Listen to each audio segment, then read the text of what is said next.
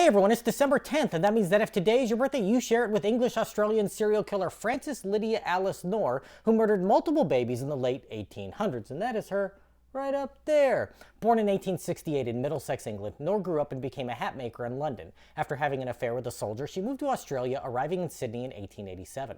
She started her time there as a maid, but quickly moved on to a job as a waitress and married Rudolf Knorr, a German immigrant, in 1889. They moved to Melbourne, where they had a daughter, in 1892. During an economic downturn that year, her husband sold their furniture that had yet to be paid off and was sentenced to a year behind bars for doing so. Left on her own with a young child, Knorr turned to dressmaking to support herself. Failing to get enough clients, she stole some money and moved in with a fishmonger, hoping to forge a new life with him. But when he left, she was again on her own with an infant. She turned to baby farming, the practice of taking in children from parents who can't take care of them, typically because they were born out of wedlock. Desperate women would turn over their newborns and pay a fee to Knorr to take care of them until she was able to find them a suitable home. Sort of like an animal rescue, but the things you can adopt aren't nearly as cute.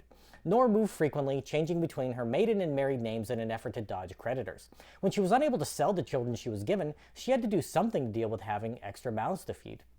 That solution she chose for that problem was to strangle the babies and bury their bodies in her garden. She then moved to Sydney and reconciled with her husband, who had been released from prison.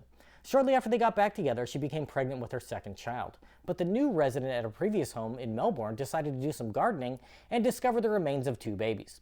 Police tracked Knorr down and arrested her as she was about to give birth. She told the arresting detective, "I know what you have come for." While awaiting trial, she wrote to her former lover asking him to help fabricate evidence to assist in her defense, but that letter was turned over to the police.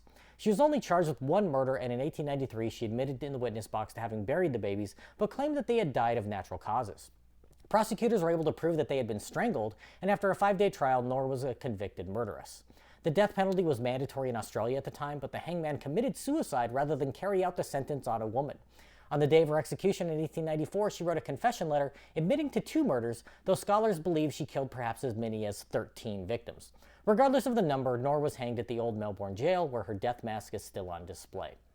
If this is your birthday, I hope you have a great day. Leave me a comment so I can wish you a happy birthday. If you know someone whose birthday it is today, send them this video so they can find out all about their birthday twin.